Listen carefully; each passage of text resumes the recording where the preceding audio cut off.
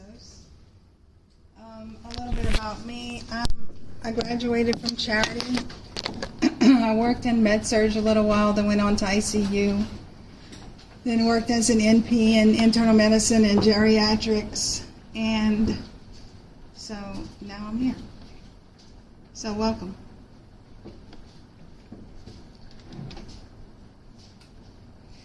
We'll start with just a brief overview of this external eye anatomy because throughout the presentation we'll talk a little bit about the different parts of the eye and what's affected.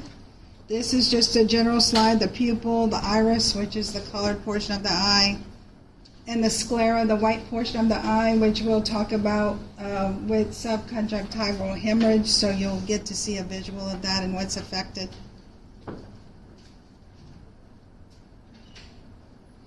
This is a lateral view or just a side view of the eye.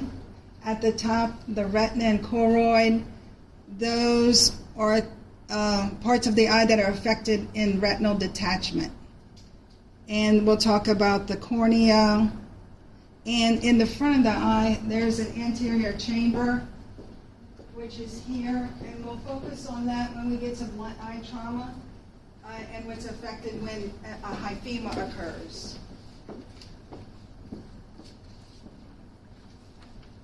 So first of all, prevention is the best method, of course. If you don't need to put yourself through an eye injury, don't.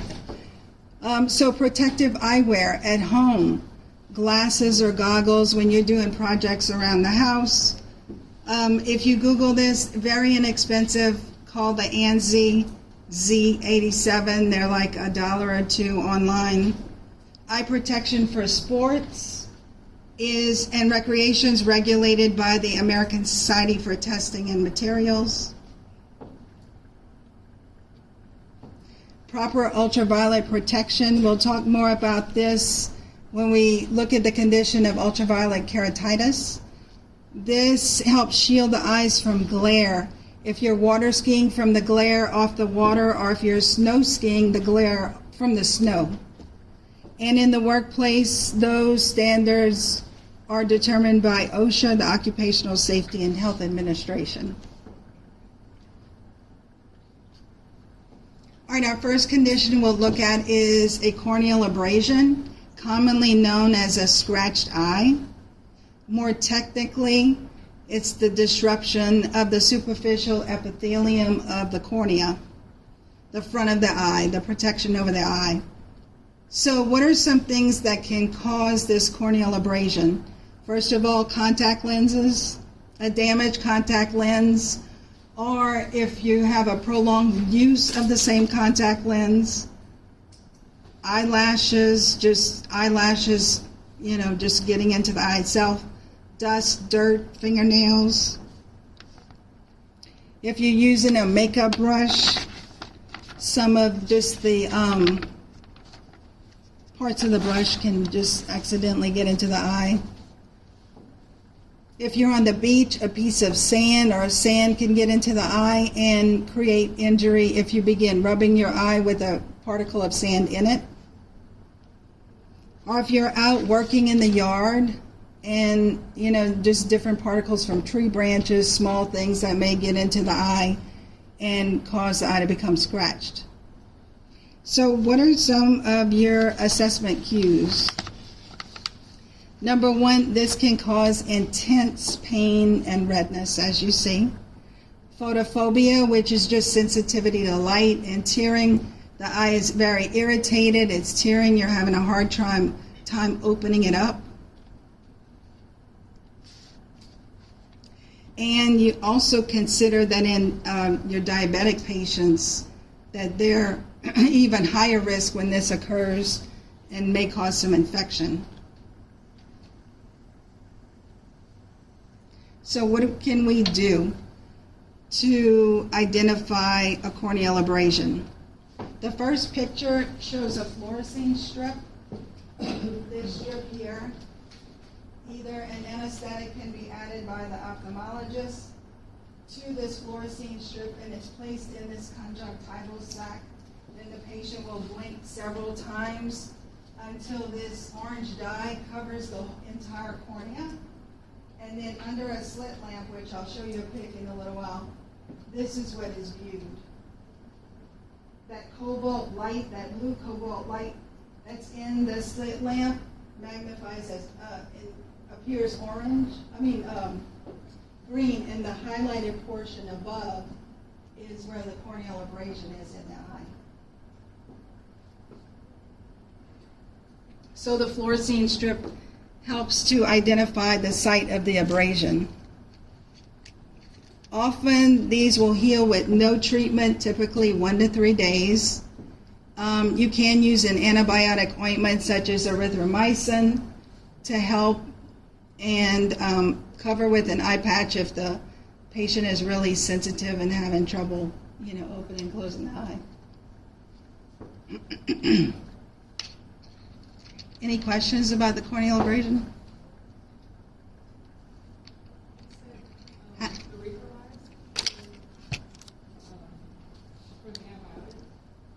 What now? Erythromycin. And for some reason, if they can't take that, there's other antibiotics like gentamicin. Have any of you had a corneal abrasion before? Really? That's where I'm wearing my glasses right now. Okay. What happened? Do you want to say? I wore my contacts.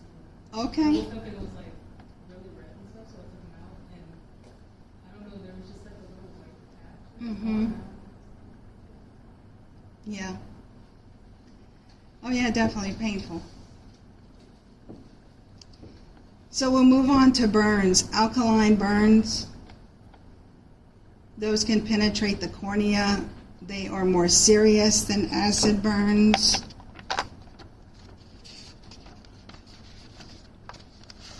They can be caused by heat, radiation, or an explosion. The burns caused by alkaline substances are particularly serious because these tiny particles of the chemical can remain in that conjunctival sac, and the condition can become progressively worse. Also take into consideration with a burn, the face and the lips may be affected. So you may see some swelling in the face, swelling in the lips. Just keep in mind with these burns also, your ABCs, airway, breathing, circulation is important also.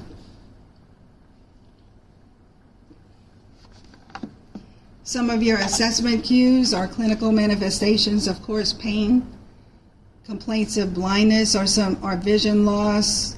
As you can see, the conjunctiva is red.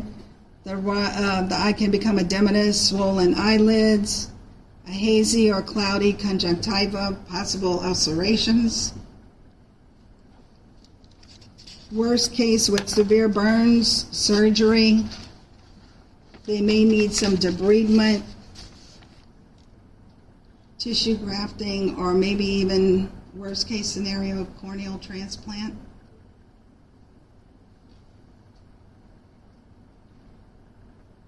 So what are we going to do? For chemical burns, we're going to irrigate the eyes with normal saline, with an eye wash, with water. If you're at work and the patient's at work or someone's at work, I'd get to an eye wash station and irrigate the eyes for at least, with copious amounts of water, for at least 20 minutes.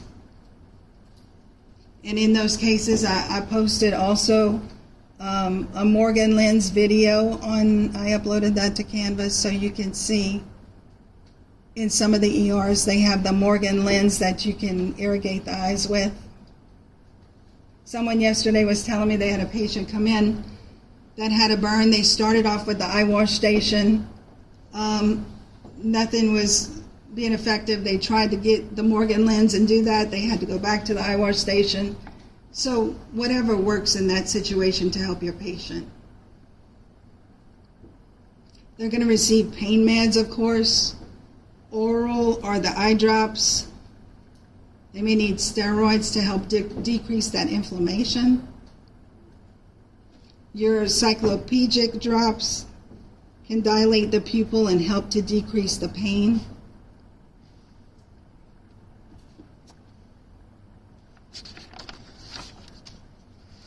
Any questions about chemical burn to the eye? No?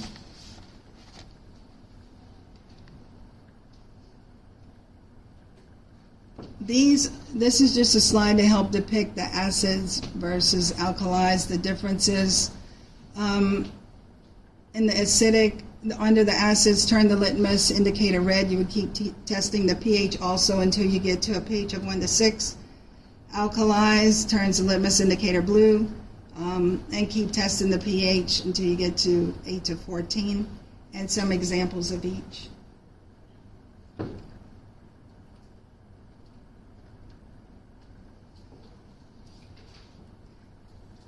Okay, we're going to move on to ultraviolet keratitis. This is also known as a sunburn of the eye. A lot of what we'll talk about is very similar to a corneal abrasion. It is a painful eye condition, also known as welder's flash, snow blindness, photokeratitis. You may see it under that name. The difference being this can develop 6 to 12 hours after unprotected exposure to UV rays. So if you're on the beach without any type of UV eyewear, you go back inside about 6 to 12 hours later, you may start experiencing some eye pain, the sensation that you have a foreign body there, mildly decreased vision. Again, your tearing, your sensitivity to light.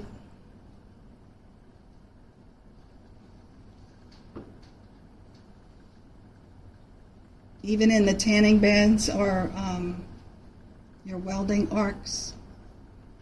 Mm-hmm. I have talked with the students that the new thing that little robot thing that they use to ultraviolet the patient's rooms, coded. I got 2 students going in there looking at it. You can't look at it. There's no sign on it. Say, do not look at it. But I just thought I'd tell you that we have that now all over. And Wow. little people are looking at it. So if you want to keep your eyesight. Yeah, you want to keep your eyes protected, definitely. Also, some other assessment cues, of course, if they were on the beach, they'll come in their faces. They have sunburn on their face. So there's differences here between ultraviolet keratitis and the corneal abrasion.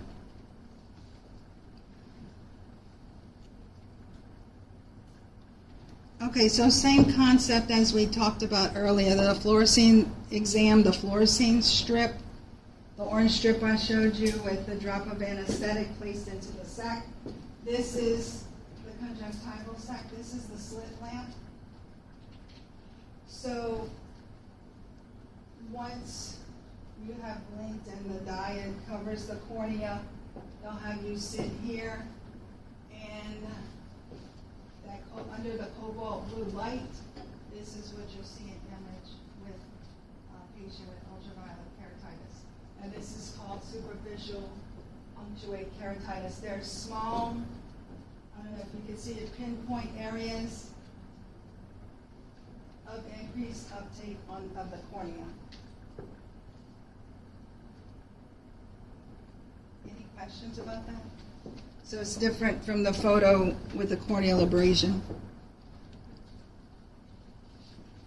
What can we do? Of course, we can give them topical antibiotics like erythromycin. If they're allergic, they'll switch to something else. Your cycloplegic eye drops for pain. Lacrolube, which is over-the-counter, known as Refresh, to lubricate because it's known as a sunburn to the eye, so you want to lubricate the eye. You can give them over-the-counter NSAIDs if they can take NSAIDs.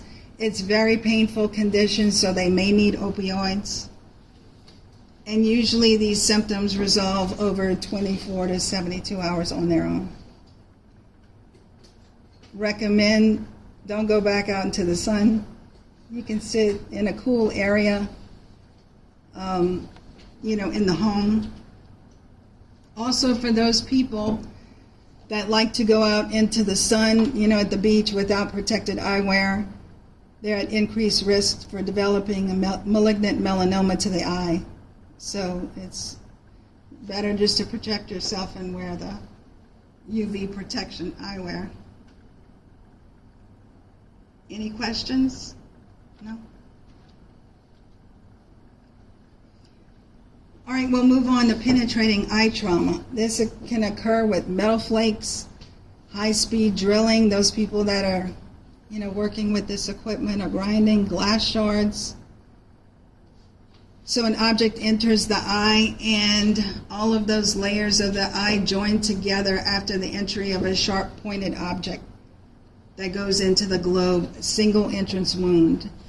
Of course, assessment cues or clinical manifestations, they'll have pain, they may have bleeding, the eye contents may be spilling out, partial or complete vision loss.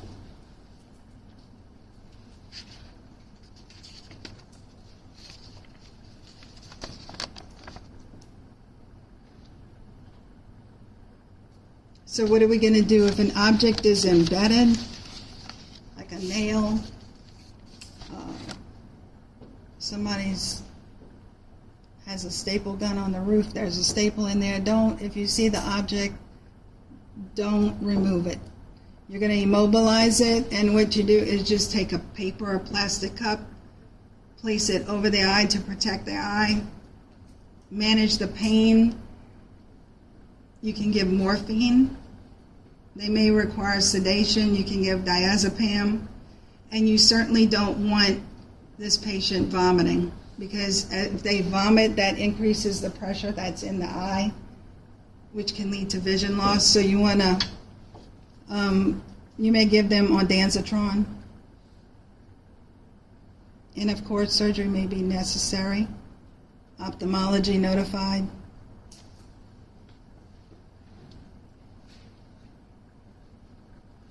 This is just a pic of the paper cup is protecting to immobilize the object that's in the eye.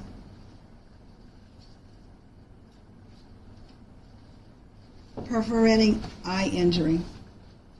These layers do not join back together once something enters the eye. There's a rupture of the globe and a potential loss of the contents of the eye.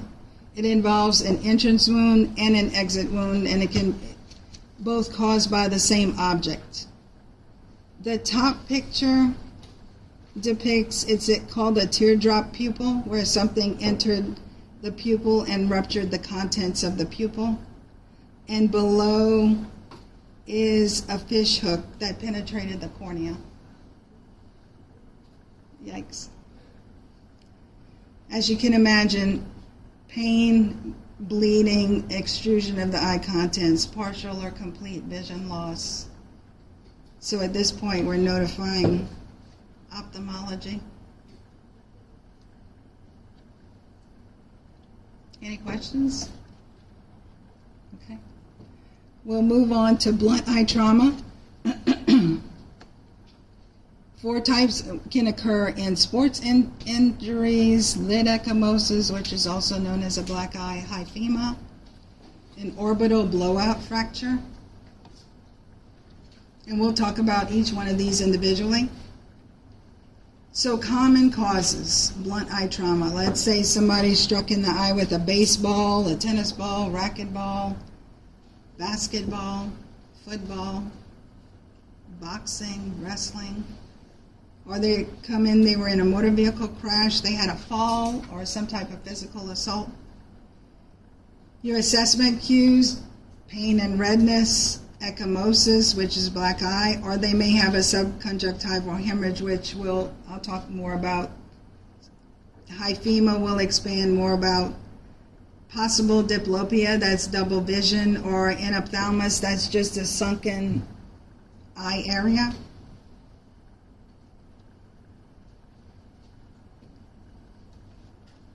What can we do? We can place the patient in a semi-fowler position. We can protect the injured eye with an eye shield, and we can administer these carbonic anhydrase inhibitors help to reduce the vitreous humor in the eye and help reduce the pressure in the eye from a blunt force coming towards the eye.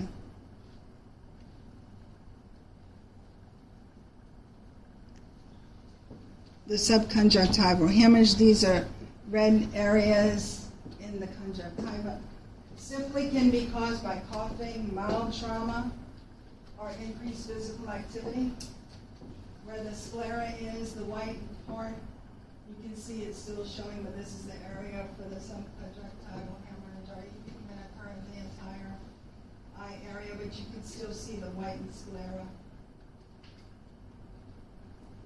Here, typically these resolve spontaneously within 2 to 3 weeks. They can reabsorb themselves. If it's beyond 2 to 3 weeks, or they should see the eye doctor anyway, but if it's beyond 2 to 3 weeks, definitely recommend that they see the ophthalmologist.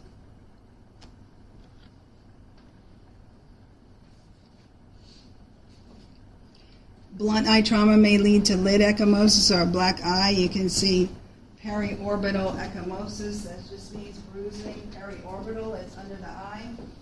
It can start to discolor. You may see purplish, will turn yellowish, bruising also. You may see these two in combination with each other, the subconjunctival hemorrhage in addition to this.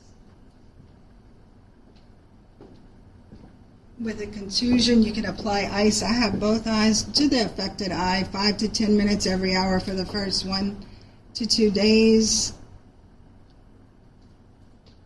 Help get the swelling down, or apply warm compresses the second day after injury.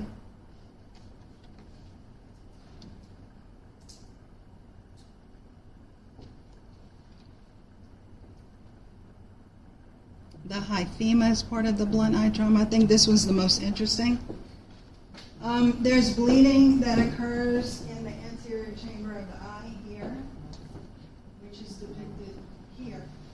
I don't know if you can see from there, or if you have your computer, there's blood actually in the anterior chamber of the eye. So they will complain of pain, may not see as well, they may see a red tint, and blood is visible in the anterior chamber. Blood has to be visible in order to be diagnosed as hyphema. We're going to place these patients in a semi-fowler position, and we'll talk more about this.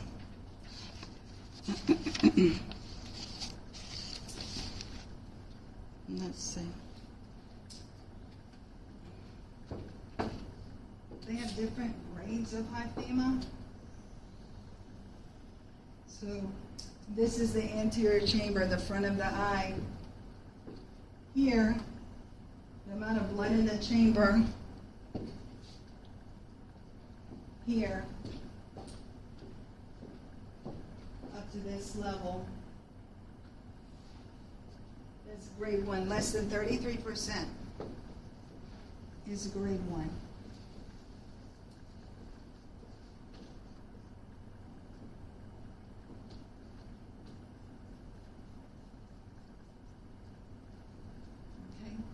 Grade 2, anywhere from 33 to 50% is a grade 2. Okay.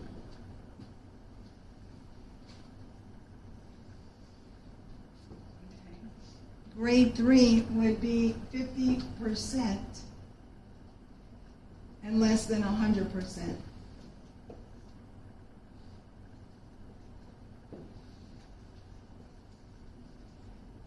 And then grade 4 would be the entire anterior chamber of the eye, 100%. Grade 4.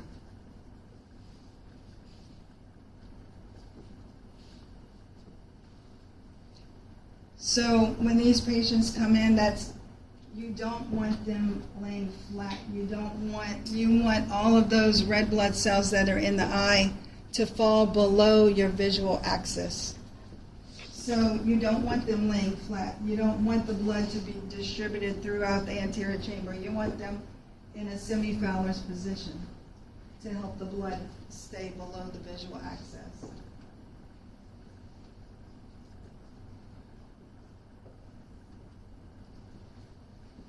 With hyphema, like we mentioned, talked about an injury to let's say impact, a baseball. However, there could be an underlying medical condition in those patients that have a history of leukemia or even sickle cell. In your history, when you're talking to the patient, what happened? What brought you in? If they don't have a history of saying, I wasn't struck in the eye by anything, then they may have these underlying medical conditions. So when they come in, we can get a CBC, PTINR, PTT, all of your COAC profile. We want them to, there's bleeding in the eye, you want them to avoid NSAIDs. And we also want them to avoid aspirin. However, we know that a lot of people take aspirin. And avoid Coumadin. However, we know that a lot of people take Coumadin. So these two conditions, they're on these for a reason. We would need to find out who prescribed it. Are they on this for a heart reason? Cardiology needs to be, notify them of what's going on with the patient. Because can we even hold this? Can we stop it? We need someone to let us know. All of these patients need to be referred to ophthalmology. When they're in the ER, grade 1 may go home, may be discharged as an outpatient. But we also need to know, do they have a means of getting to the ophthalmologist every day to check and see, is this getting any better?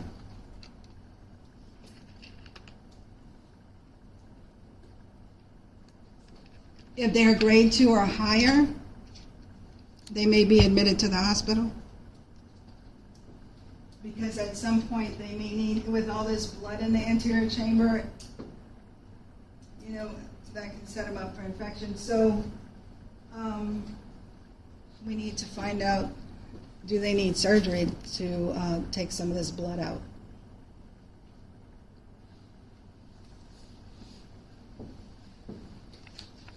Any questions about that?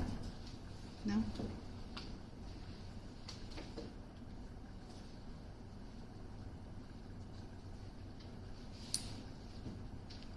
And the last of the blunt eye trauma and orbital blowout fracture, they may come in complaining of double vision. They've had they were hit in the eye with, had some type of impact. Do they have pain with movement of that affected eye? When you palpate the cheek, they may have some problems with sensation. The eye appears sunken. They may have limited movement on eye exam. They may not be able to look up, look left, look right.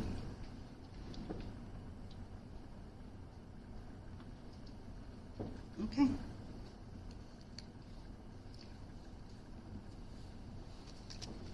We'll move on to detached retina.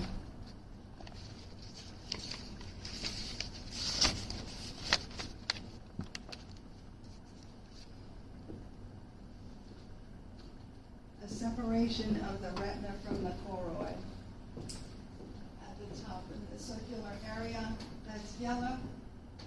When that happens, the contents, the vitreous, can start to escape. That area that's exposed can become necrotic, and this can occur spontaneously. This is a medical emergency condition. Some of the things, your assessment cues, they may complain of floaters, having flashes of light, blurred vision. there's a progressive deterioration of vision, not an immediate, or a sensation of a curtain or a veil, some being drawn across their field of vision.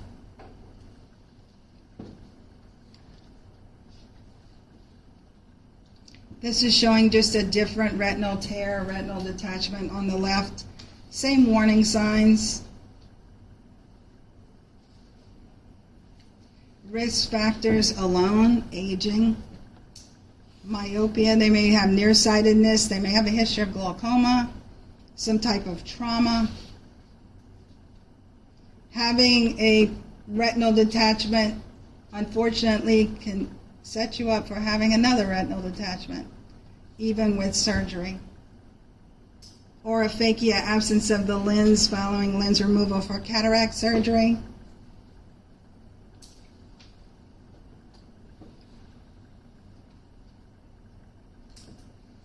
The main thing you want to do, it is a medical emergency, the main thing you want to do is to preserve the vision because of the risk, high risk for vision loss.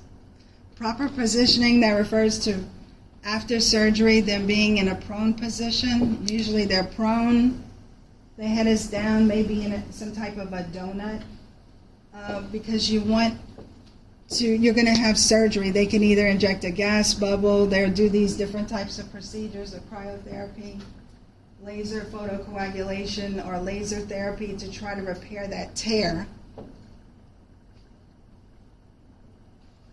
So they'll be face down after surgery.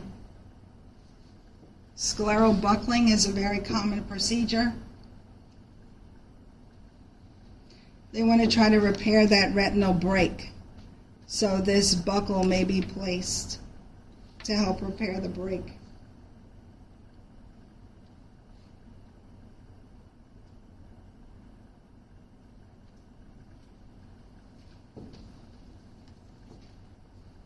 We're going to notify ophthalmology. They'll probably want them to come over right away. Reassure the patient.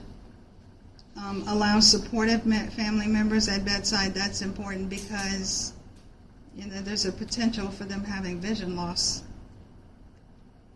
Avoid post-operatively. You don't want sneezing, coughing. You don't want to disrupt what's just been completed in surgery.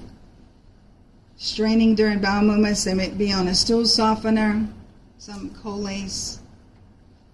Instruct them, don't bend down. You don't want to have any type of increased pressure in the eye. Use of an eye shield, and of course they're going to have their follow-up treatment with ophthalmology.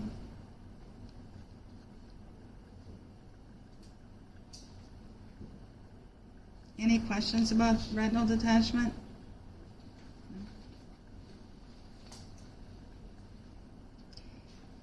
And I talked about touched a little bit on medications as we went through. Topical antibiotics, of course, with the corneal abrasion. Erythromycin, any kind of allergy they can use tobramycin. Your cycloplegics, that helps to dilate the pupil and decrease the pain. Your carbonic anhydrase inhibitors, you want to help the production of aqueous humor into the eye. You may want to decrease the intraocular pressure.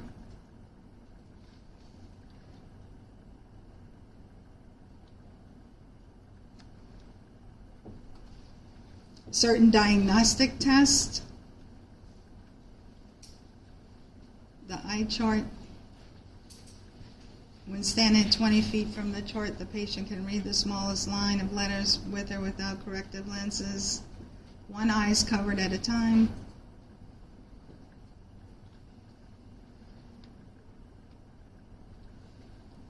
Extraocular movements. The pupil is going to be tested for reactivity.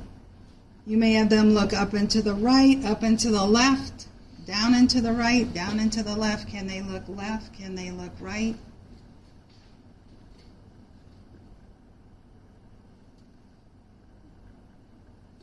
Except for the patients with any type of protruding nail or protruding eye injury, you don't want to put them through that. You just want to protect the eye. An ophthalmoscope, used to check the fundus of the eye for the presence of the red reflex.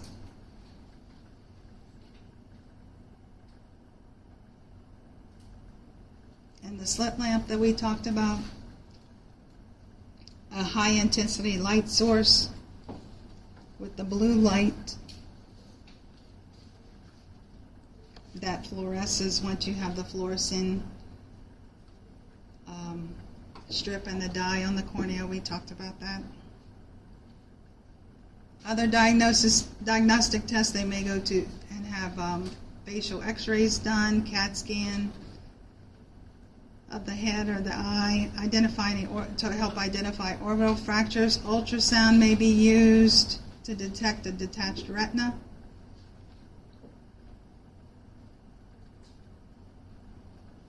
This is just another picture, same picture with the corneal abrasion.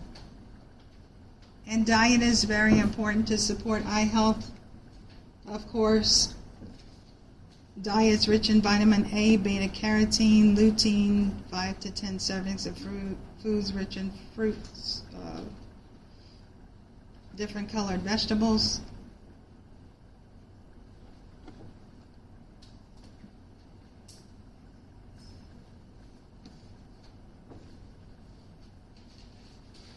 Any questions? We're going to go over just some sample questions.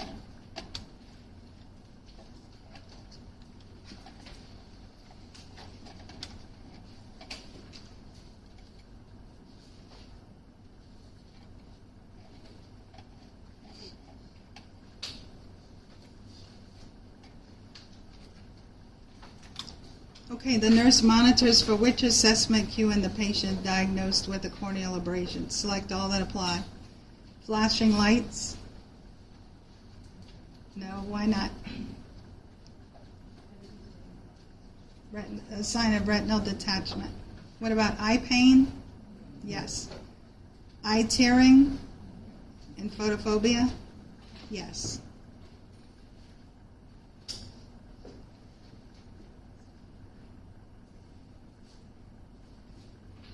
Okay, the patient's head hit the steering wheel in an automobile crash and has been diagnosed with hyphema. Which position should the nurse position the patient in? D. On bed rest in semi-Fowler's position. We talked about that.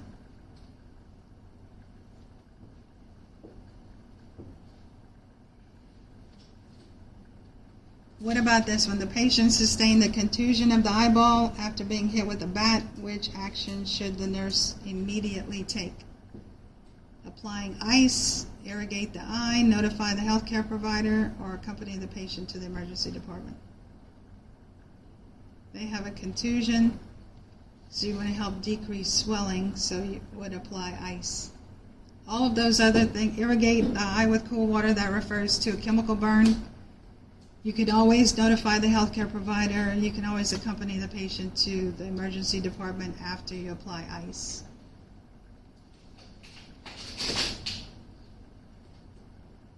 Any questions? Okay. Thank you. Thank you.